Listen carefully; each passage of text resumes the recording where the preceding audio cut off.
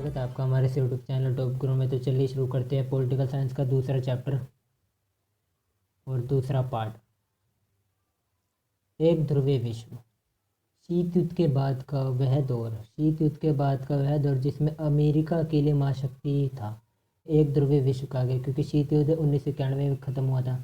ठीक है, और 1991 में सोवियत संघ का विघटन हुआ था। सोवियत संघ के विघटन के कारण ही शीत युद्ध समाप्त हुआ था। और सोवियत संघ पूर्वी खेमा और अमेरिका पश्चिमी खेमा, वो दो गुटों में बटा हुआ था विश्व पूरा। तो पूर्वी खेमा अगर ख़त्म हो गया तो विश्व एक ध्रुव में बट गया था, यानी एक खेमा था वो खाली, वो जो पश्चिमी खेमा बन गया था। ठीक है, तो अमेरिका इसमें अकेली महाशक्ति बना था और इसे कोई टक्कर देने वाला उस टाइम नहीं था। अब देखते हैं अफगानिस्तान संकट 1979। अफगानिस्तान संकट 1979 से 89 तक चला था। कैसे देखते हैं, 1979 से 89 तक, 89 का वह दौर, 1979 से 89 का वह दौर जब सोवियत संघ की सेना ने अफगानिस्तान सरकार की तरफ से अफगान मुजाहिदीनों के खिलाफ जंग लड़ी थी। 1979 में सोवियत संघ ने अफगानिस्तान में अपनी सेना भेज दी थी, वो अफगानिस्तान की सरकार की तरफ से। ठीक है, तो इसका विरोध करने लग गए कौन कौन? पहला मुस्लिम देश, दूसरा यूएनओ और तीसरा ये अमेरिका, जो उसका सबसे बड़ा दुश्मन कह सकते हैं। तो इन तीनों ने विरोध करने लगा, भाई सेना क्यों भेज दी, क्या ऐसी आफत आ गई थी जो सेना भेज दी। तो इन्होंने मिलकर एक विद्रोह किया और इन विद्रोही ने एक युद्ध को जन्मा जिसे धार्मिक युद्ध कहा जाता है। और जो सोवियत संघ के खिलाफ जो सेना लड़ने वाली थी उसे मुजाहिदीनों के नाम से जाना जाता है। ठीक है, तो इन सब को देखकर सोवियत संघ ने 1989 में अपनी सेना वापस बुला ली, और 1989 में अपनी सेना सोवियत संघ ने वापस बुला ली।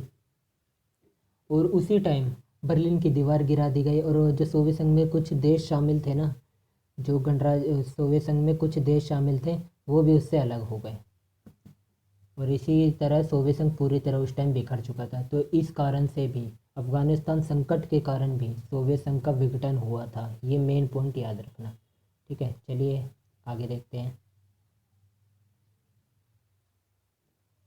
आगे है प्रथम खाड़ी युद्ध, यानी Operation Desert Storm. Operation Desert Storm, तो चलिए देखते हैं।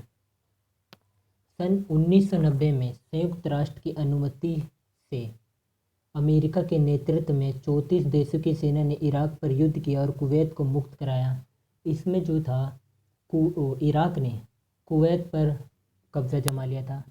संयुक्त राष्ट्र संघ ने कहा, यूएनओ ने कहा कि भाई क्यों कब्जा जमाया, इसे छोड़ दो, लेकिन वो संयुक्त राष्ट्र संघ की बात उसने मानी नहीं। तो संयुक्त राष्ट्र संघ ने, यूएनओ ने अनुमति दी, क्या अनुमति दी? अनुमति दी कि अमेरिका कि इस पर बल का प्रयोग किया जाए और कुवैत को जल्द से जल्द आज़ाद किया जाए। तो अमेरिका ने 34 देश, अमेरिका ने नेतृत्व किया, अमेरिका के अंडर मतलब 34 देशों की सेना इराक पर उन्होंने युद्ध किया और कुवैत को मुक्त कराया। इसी को कहते हैं प्रथम खाड़ी युद्ध। ठीक है, ये ख़त्म। इसी के साथ देखते हैं अब अगला पॉइंट, CIS यानी कॉमनवेल्थ ऑफ इंडिपेंडेंट स्टेट, और हिंदी में बात करें तो स्वतंत्र देशों का राष्ट्रकुल। इम्पोर्टेंट है ये भी। अब ये देखो कैसे था, पहला नहीं, सोवियत संघ के पूर्व देशों के बीच, सोवियत संघ के पूर्व देशों के बीच, जो सोवियत संघ था उसमें 15 गणराज्य देश शामिल थे, तो वही पूर्व देशों के बीच 1991 में बनाया गया एक अंतर्राष्ट्रीय संगठन को ही स्वतंत्र देशों का राष्ट्रकुल यानी CIS कहते हैं। ठीक है, याद रखना है बात। चलिए आगे देखते हैं। तो सोवियत संघ के विघटन कब हुआ था? 1991 में। सोवियत संघ के विघटन के बाद स्वतंत्र राष्ट्रों का राष्ट्रकुल अस्तित्व में आया। कब आया? 1991 में आया। और इसमें पूर्व सोवियत संघ के 15 देश शामिल थे। इसमें पूर्व सोवियत संघ यानी जो सोवियत संघ का विघटन हुआ उससे पहले जो देश शामिल थे वो इसमें शामिल हुए। इनमें से कुछ विघटन के बाद इस संगठन में भी शामिल हुए। इस संगठन में किसमें? स्वतंत्र राष्ट्र का राष्ट्रकुल, इसमें यानी CIS में शामिल हुए।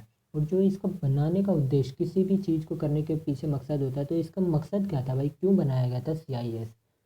ठीक है, स्वतंत्र राष्ट्रों का राष्ट्रकुल, CIS का शॉर्ट फॉर्म में, स्वतंत्र राष्ट्र का राष्ट्रकुल शॉर्ट फॉर्म में CIS कहते हैं। ठीक है, याद रखना।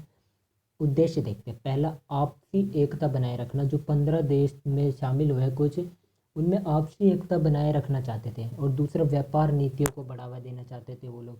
किसको? व्यापार नीति अपना बना के उन्हें बढ़ावा देना चाहते थे, क्योंकि ज़्यादा से ज़्यादा व्यापार कर सके।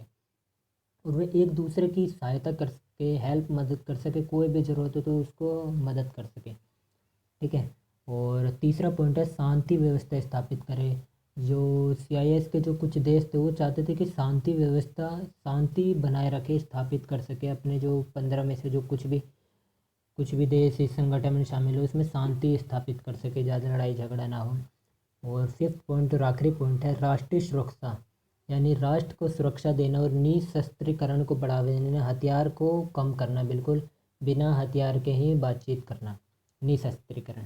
ठीक है। ये 5 उद्देश्य बताए, याद कर लेना, पेपर में आ सकता है क्योंकि ये इम्पोर्टेंट है काफ़ी।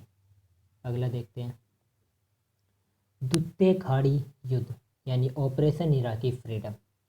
पहला प्रथम खाड़ी युद्ध मैंने बताया, अभी ये द्वितीय खाड़ी युद्ध है। अब इसमें क्या है ये देखते हैं।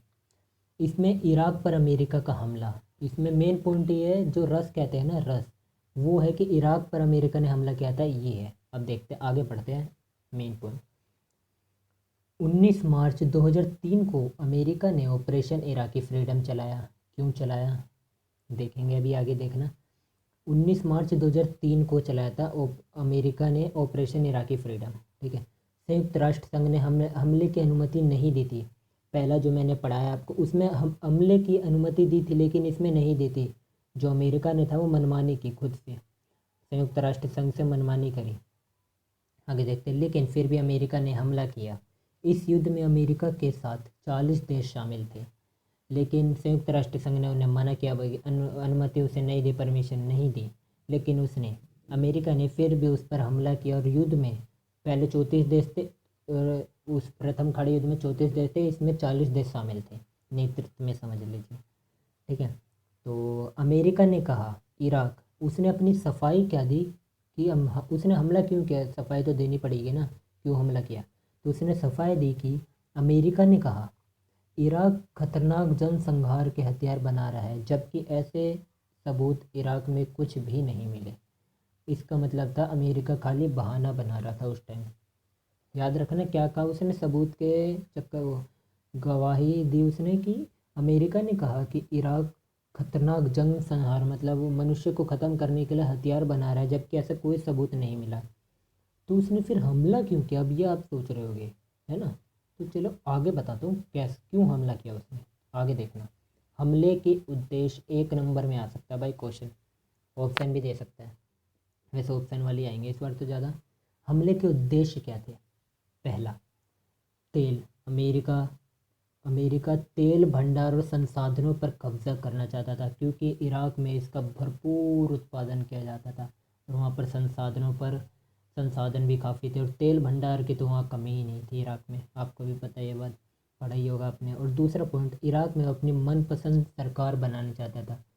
जो अमेरिका है वो इराक में अपनी मनपसंद सरकार बनाना चाहता था, लेकिन एक बात याद रखना, अमेरिका ने इस पर कब्ज़ा ज़रूर किया, हमला ज़रूर किया, लेकिन वहाँ पर वो अपनी मनपसंद सरकार बनाने में असफल हुआ था। 1 नंबर का आ सकता है भाई, बहुत इंपॉर्टेंट पॉइंट। वो वहाँ पर अपनी सरकार नहीं बना सका, अपनी मनपसंद सरकार जिसे कहते हैं नहीं बना सका, वो फेल हो गया था इसमें। ठीक है। तो अगर आपको ये वीडियो अच्छी लगी तो लाइक करें, कमेंट करें, शेयर करें, कोई भी डाउट हो तो मुझे बताएं। ओके, तो मिलते हैं अगले पार्ट में। Thank you, bye bye.